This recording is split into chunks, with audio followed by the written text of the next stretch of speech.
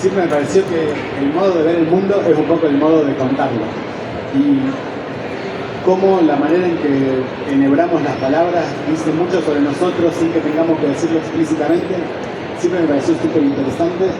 Y después también tiene, claro, para una novela policial siempre funciona bien que un personaje sabe una cosa pero ignora otra cosa. Entonces ir creando esos huecos de información a través de lo que un personaje sabe y otro no, combinado con que todos pueden hablar distinto, cada uno puede hacer poesía entre comillas de su manera, siempre me pareció un lindo desafío. Y después creo que también hay una cuestión genética entre comillas, y es que cuando yo empecé a escribir novelas fue determinante y clave para que yo empezara a escribir novelas leer a Bolaño, sobre todo Los Detectives Salvajes, que también es una novela coral.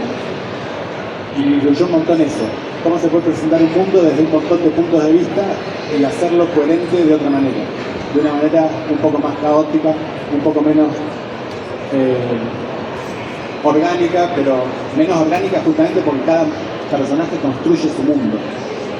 Y cómo esa pequeña contradicción en los puntos de vista le da, digamos, otra dinámica a la historia. Esa dinámica de quizá no todo cierra porque no estamos todos de acuerdo en qué es el mundo o qué es la realidad.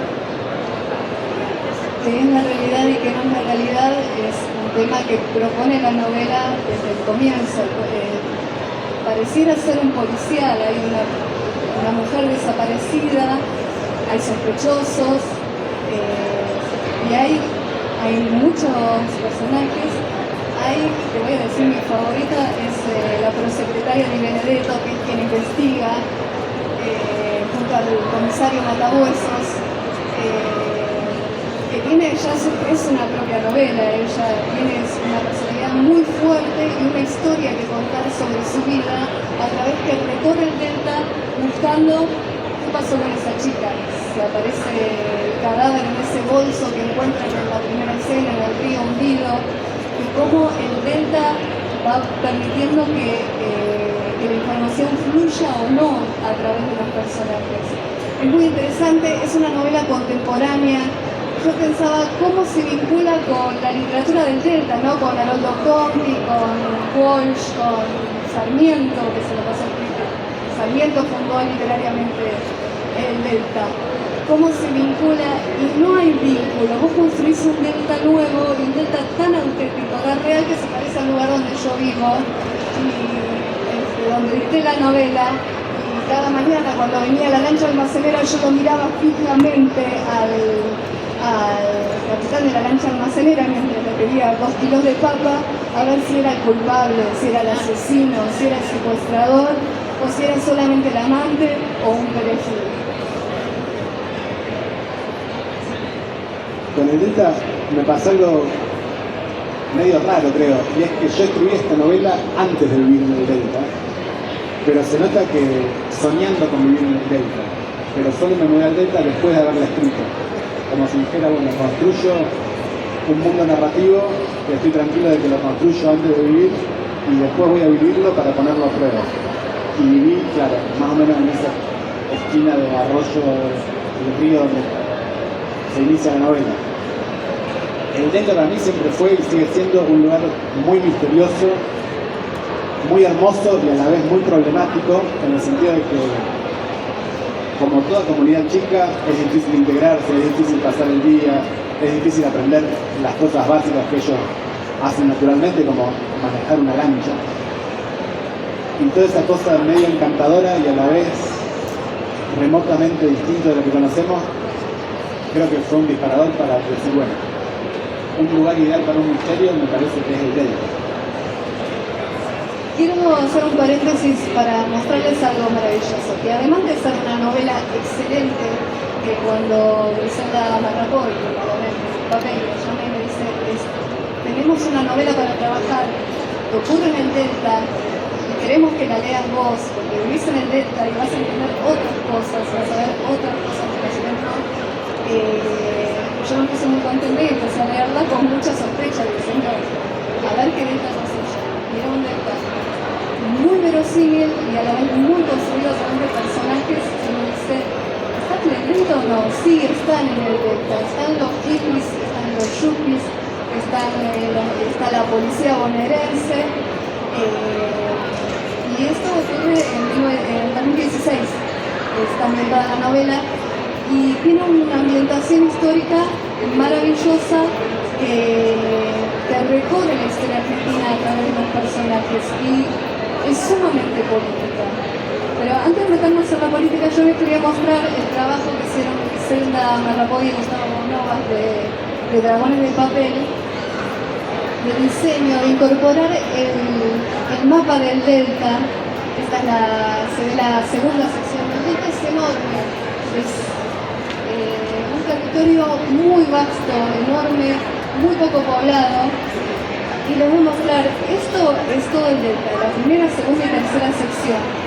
Y todo ocurre acá, por el río Sarmiento, pasando por la isla Victoria, agarrando el Capitán. Y ahí está, toda la historia está en este sector, en este lugar, que parece inmenso, lleno de islas, lleno de gente, y sin embargo es una pequeñita proporción del Delta. Quería mostrarles esto porque es un gran trabajo gráfico que desarrollaron, que lo incorporaron a la novela, y realmente yo se lo quiero felicitar por eso. Y ahora si volvamos al tema político, ¿qué nos querés contar? Sí. Esta novela, como muchas, que es casi una cábala mía, la empiezo a escribir en el día actual. O sea, si hoy es el 26 de abril, empiezo a escribir la novela el 26 de abril. Y se nota que era una fecha como esta, porque ahora coinciden las fechas de la novela con las nuestras. El 29. 16 de mayo, y después hay como un flashback, o al revés, según como lo queramos ver. Yo en esa época estaba en Alemania, había tenido la suerte de sacar una beca para pasar 2 meses o 3 estudiando el idioma y 6 o 7 en la universidad. Y tenía un hueco entre 2 cursos de alemán. Que ahora no me acuerdo si era 1 semana o 2 semanas. Pero sí sé que escribí toda la primera versión de la novela, en la que faltaban la prosecretaria de Benedetto, el comisario, y la trama policial tenía menos de procedimiento, en 1 semana o 6 días, esa semana o 6 días. Y era el momento en el que estábamos empezando a ver qué pasaba con Macri como presidente, que en mi opinión era uno de los últimos momentos en los que pensábamos que una transición democrática podía llevar a cierta prosperidad económica también. Fue antes de las debates que conocemos y demás. O sea, fue el último momento de cierto optimismo posible, aunque uno no hubiera votado a determinado candidato, cierto optimismo posible en un desarrollo económico argentino, que no se daba, pero que había cierto discurso de que quizás iba a suceder pronto. Eso fue el disparador inmediato, y a partir de ahí ver qué pasa con la historia más lejana, porque nosotros me parece que como argentinos, pero no solo como argentinos, es algo más universal, pero tenemos la tendencia a pensar que el presente es insoportable y es terrible, lo cual a veces es muy cierto, pero si nos ponemos a ver lo que pasó con la historia argentina, nuestra historia es muy terrible desde hace montones de años. O sea, luchamos porque sea mejor, seguro, pero no nos sorprendamos tanto de que ahora no estemos tan bien, porque no sé si esa historia de glorias pasadas es tan real.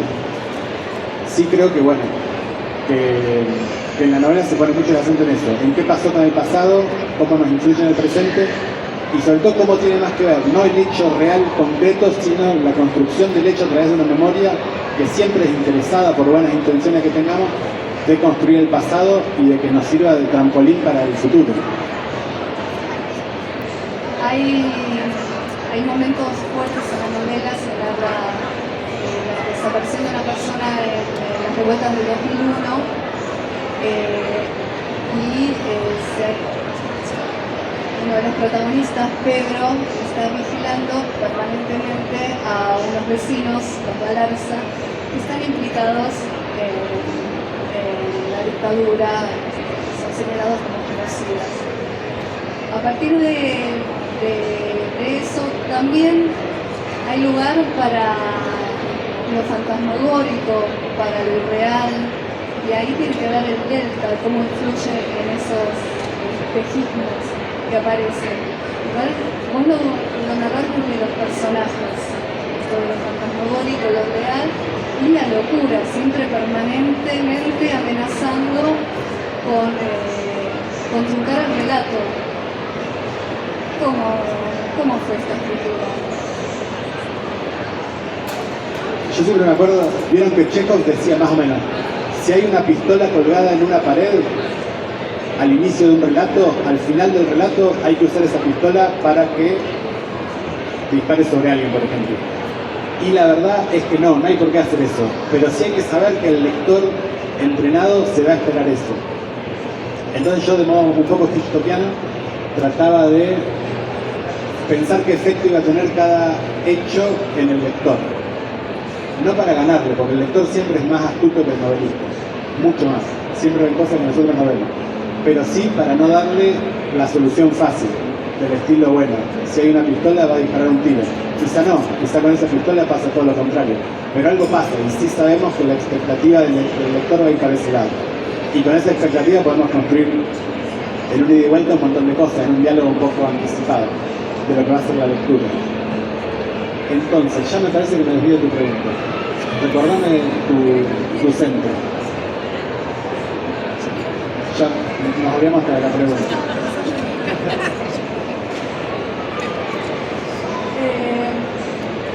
Estaba pensando en tus estrategias de escritura, que vos tenés un plan, sabemos que tenés un plan, y como primeros lectores, los editores, lo que buscamos es ver si el autor lo logró, si su plan implícito está plasmado en el libro o le falta algo, le sobra algo. Y después de varias lecturas muy minuciosas, llegamos a la conclusión de que era todo perfecto, pero había ciertos personajes que uno decía, ¿y acá para qué están? ¿Para distraerme o no? Y cuando te preguntamos al respecto nos contaste que había una segunda novela. ¿Me contás cómo sigue la historia de Correcaminos? No sé si tanto como eso, porque, bueno, no quiero spoilear la segunda novela, pero sí vieron esta cosa muy borgiana de que si hay un asesinato, todo el mundo se va a fijar en quién lo cometió. Si hay 2 asesinatos, quizá también. Si hay 3, todo el mundo ya empieza a pensar que hay una serie y en vez de fijarse quién cometió el primero, se fijan en qué pasó con los 3. Y eso puede servir para exculpar al autor del primer asesinato. Y eso pasa un poco con esta novela, que tiene como punto de partida un género prácticamente separado que estaba muy de moda en esa época, que era el de la chica desaparecida. Con esta película, que también era una novela, Gone Girl, que ahora me olvidé cómo se dice en castellano, Perdido, o La chica en el tren, que también tenía muchas cosas en común. Entonces, sobre esta base de esa mezcla entre un policial que mira para atrás y thriller que mira para el futuro, preguntándose qué va a pasar, yo dije, bueno, desaparece una chica. Y para hacerlo un poco más picante, puse a trabajar en el Delta y en la zona de Pacheco a un asesino serial. Que en Argentina tenemos la suerte de que probablemente no haya habido ninguno, hay discusiones sobre si lo hubo o no, pero bueno, en esta novela seguro hay uno. Y la segunda novela retoma el tema de ese asesino serial, ocupándose sobre él directamente y no solo sobre la incidencia bastante lateral que tiene en este caso en la desaparición de Sasha. Bueno, hablando de otros libros, estás por presentar el 10 de mayo un poemario también. Tuve la alegría el año pasado de que la provincia misma, a la que le debo tanto, me diera un premio. Y el premio consistía en parte en la publicación del libro. Y dijeron que iba a estar para la feria, y nosotros dijimos, uy, sería difícil porque falta poco tiempo, pero lo lograron. Y el 10 de mayo tengo la alegría de que a las 18:30 en este mismo stand se publica el poemario con los 3 ganadores del concurso Perlonger de la provincia, del que tengo el honor de formar parte, en ese poemario, quiero decir.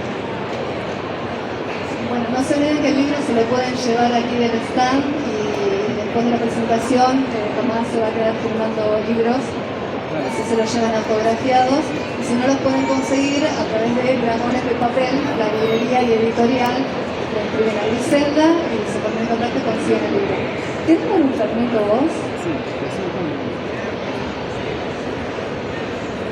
Pau ya conoce el libro mucho mejor que yo, así que ahora ella me dice qué fragmento también que lea.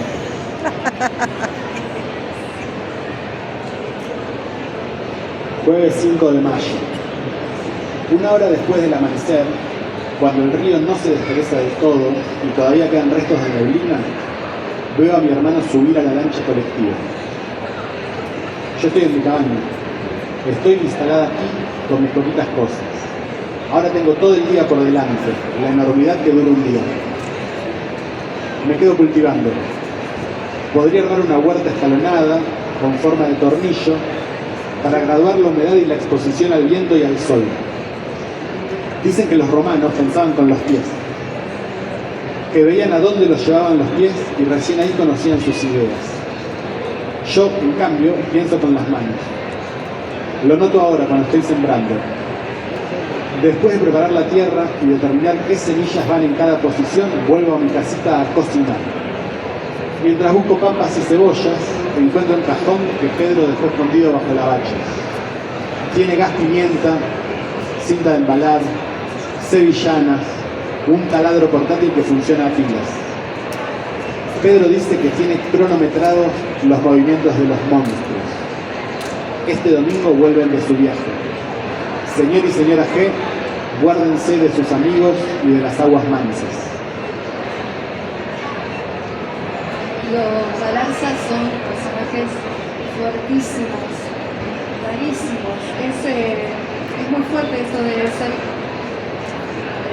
cazador de genocidas en el Delta. Les cuento un poquito, puedo contar un poquito. Clarice y Pedro son hermanos. Pedro vive en la isla, es el fragmento que leímos al comienzo, que toma un curso de alemán y persigue a esta chica Saya, que vive al lado de los Galarza, probablemente para acercarse a los Galarza, que son los que están vigilando y a quienes llaman monstruos. El nombre original de la novela era Monstruo bajo la piedrita. Y después, bueno, devino en Imagen en un río, que se convirtió en la primera línea de escritura, que invitaba a otros fluir, ¿no? Pero la idea del monstruo, de cazar a un monstruo y de hablar de un genocida viejo, retirado, como un monstruo, es muy fuerte, es político, y a la vez me decía que tus personajes construyen poesía cuando vos lees un post en cada parlamento, en esta capacidad enorme de construir un personaje de un yo diferente. Pero también era filosofía, entonces una profunda filosofía cada uno de ellos. ¿Querés contarnos un poco? Bueno, yo me encanta lo que decís, nunca lo pensé explícitamente en términos de filosofía. Lo que sí estoy seguro es que no me gustan los personajes que son muy blancos o negros, porque como la gente que conocemos en la calle, creo que si simplificamos a una persona para bien o para mal, por supuesto, para ciertos géneros hace falta y está muy bien, pero para las novelas que a mí más me gusta escribir, no. Digamos, una tragedia real se da entre dos antagonistas buenos, cada uno a su modo. Si uno de los dos es malo, ya no funciona. Y acá lo que me llamaba la atención era, mejor dicho, no es que me llamara la atención, el desafío era cómo construir una figura que fuera o pudiera ser interpretada como un genocida y a la vez no reducirla a un monstruo, salvo para la perspectiva de una de las víctimas. Y acá creo que la polifonía o la tonalidad entró a jugar en el sentido de que a veces es muy difícil saber qué es la verdad histórica, qué es un dato concreto y qué no. Muchas veces lo damos por supuesto, la inmensa mayoría de las veces para seguir adelante tenemos que darlo por supuesto, pero esta novela quería un poco poner en duda eso. Hasta qué punto lo que recordamos como seguramente cierto es cierto del todo. Y me parece que la filosofía tenía un poco que ver con eso, con cómo nuestros anhelos más profundos, lo que necesitamos y lo que queremos lograr y demás, aunque sea lo que queramos lograr, cambiar el mundo para mejor, cómo nos hace a veces simplificar a la gente. Pero a la vez me gustaba que la otra gente tuviera cierta capacidad de voz para oponerse. Entonces la filosofía de cada personaje era eso, en el sentido de que cada uno reflejaba el mundo como podía y como lo que era, y era un mundo un poquito diferente, pero a la vez tenían un montón de cosas en común. Además de todos los personajes, hay un personaje colectivo que son los isleños, que operan durante toda la novela de formas tremendas, hacen avanzar la historia mucho. No quiero spoilear demasiado, pero lo que quiero hablar también es de el enorme sentido del humor con que tratás al personaje colectivo, ¿no? Sobre todo en una escena donde hacen un festival solidario para juntar fondos para pagar supuestamente un rescate. Ese movimiento, yo no te creo que no lo hayas escrito sin vivir en la isla, porque es sumamente descriptivo y hay mucho sentido del humor y no es burla, es un retrato profundo que están logrando de esos personajes. Ahora quisiera yo hacerte una pregunta, si puedo, y es, ¿dónde ves vos el sentido del humor? Yo estoy de acuerdo, pero quisiera que me contaras un poquito. Los movimientos, la decisión colectiva de juntarse y hacer un festival, y esa voz colectiva de todos los isleños que son tan diferentes entre sí, pero moviéndose en masa hacia diferentes acciones, y por supuesto la escena apoteótica del lanzallamas, payaso lanzallamas, que termina tirado en el piso, hiperventilando, quemándose un poquito la cara. Bueno, yo siempre creo que las peores tragedias son las que tenemos que narrar no exactamente con humor, como si nos morimos de risa de la tragedia, ni mucho menos, sino todo lo contrario. Creo que para poder narrar una tragedia real tenemos que poder reírnos un poco de nosotros mismos y los personajes también de ellos mismos, para que no sea insoportable. Porque por supuesto queremos también disfrutar de la lectura, aprender algunas cosas, o sea, poner en duda ciertas cosas que sabemos y demás. Los personajes que se vuelven medio ridículos en contexto, todos los conocemos. No sé si son específicamente isleños. Capaz que algo tengan. Pero bueno, Pau me la hace muy difícil porque ella se acuerda de la novela mucho mejor que yo. Y yo ya tengo cosas muy olvidadas. Bueno, la leí muchas veces, con sumo placer, y aparte en cada reescritura yo sentía que era que se profundizaba la novela, que cada vez estaba más poética, más acabada, y yo creo que si la escribían de vuelta sería no sería mejor, sería un poquito diferente, iría fluyendo un poco más, pero no, yo te invito a seguir escribiendo otras cosas, sos muy prolífico, tenemos mucho para leer de vos, pero yo los invito a leer Imaginen un río, porque además del sentido del humor que quería destacarlo, un sentido del humor de lo patético también.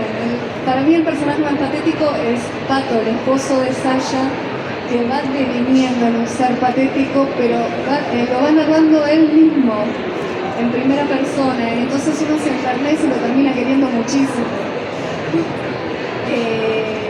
Quiero invitarlos a leer esta novela porque además de humor, como les decía, además de chistes que se cuentan estos dos hermanos para tapar discusiones muy serias, se van contando chistes y un humor que no podemos leerlo en este momento, queda feo, pero van a leerlos en sus casas y se van a reír mucho. También tiene mucha aventura, mucha acción, y si bien es una novela sumamente reflexiva, escrita desde la memoria de los personajes, hay permanentemente acción. ¿Cómo lograste equilibrar eso? Yo siempre soy de los que vieron que hay una especie de corriente moderna que dice, la que también siempre recuerda a Borges, murió la trama, no porque él esté de acuerdo, sino porque mucha gente lo cree. De ahora en más es todo forma, entre comillas, como si se pudiera separar tan fácilmente. Yo creo en cambio que una trama muy sólida te puede servir para engarzar todo lo que vos quieras. Y construir una trama sólida es facilísimo. Alcanza con que cada cosa sea causa, mejor dicho, cada cosa sea causa de algo y a la vez, como que cada cosa tenga un efecto y ese efecto sea causa de otra cosa, y así se arma una cadena. Eso vos lo combinas con la curiosidad por lo que ya pasó. Por ejemplo, ¿quién secuestró a Sasha? ¿O qué pasó con ella? Y por intriga por lo que vendrá. ¿Qué va a pasar ahora? Acaban de irse a la noche y no sabemos si van a sobrevivir o no. Y con eso la trama ya anda. La trama, esta cuestión temporo-causal, de desarrollo temporal de causa, es facilísima de construir. Con un poco de tiempo cualquiera lo logra y creo que no tiene mayores dificultades. A eso vos le sumás personajes más o menos coherentes, ya tenés una buena base para hacer lo demás.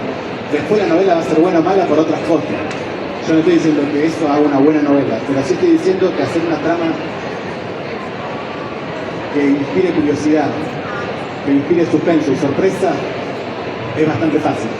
Yo si tuviera un taller creo que lo puedo enseñar en un año seguro. Y para mí es muy importante también eso, que el lector quiera seguir leyendo para preguntarse qué pasó, qué va a pasar y demás. Me parece que lo que hace que la novela funcione a otro nivel, si funciona, espero que sí, son otras cosas, pero esa cuestión para mí también es clave. ¿Qué pasa con la trama? ¿Qué pasa con los personajes?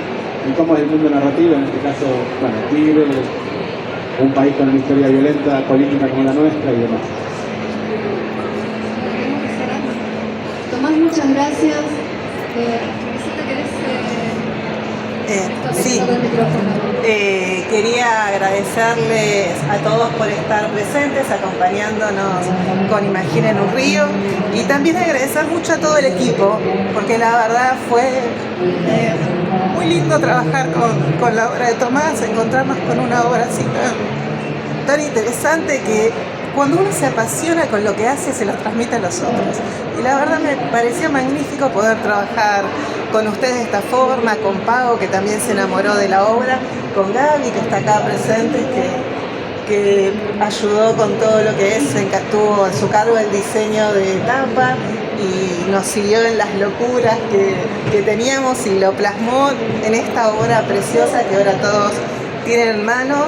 Gaby es la prima de Tomás, quien nos contactó con el autor, y también es una gran amiga de la vida, de la carrera, igual que Pau y bueno, Gustavo, que hizo el diseño del interior. Así que para mí la verdad es un placer poder estar acá con ustedes hoy. Gracias a todos por venir. Se emocionó Grisel. Me emocioné. Es que es muy emocionante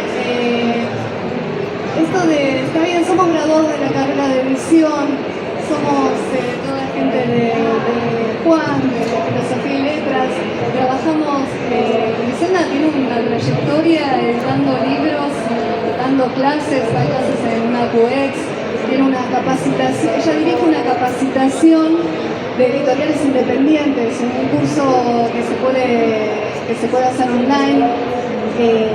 Ella hizo el diseño pedagógico de eso, ella enseña a otras personas a editar. Gustavo Novas nos conocemos hace cuántos años trabajando en Norma.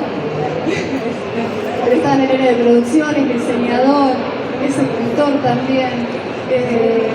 Gaby Occhio, que es también de la carrera de edición, es diseñadora, es una persona, aparte de amorosa, súper creativa.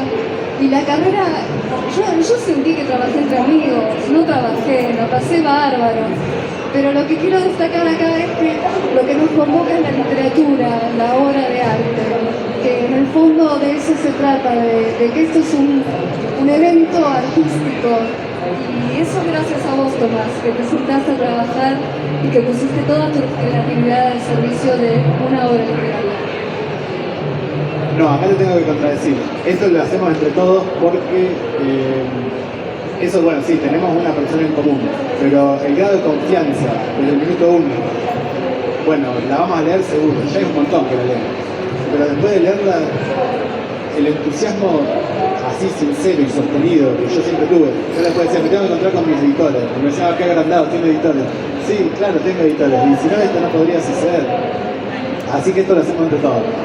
También, como les decía, leyendo los inicios, leyendo todo lo demás, encontrándonos acá para charlar un ratito sobre la novela. Y bueno, por supuesto, iba a decir algo más y ahora me lo olvidé. Así que solamente les digo que les agradezco un montón por haber venido acá. Bueno, si la quieren, hay por ahí están algunas y las seguimos charlando cuando quieran, así que gracias. Gracias.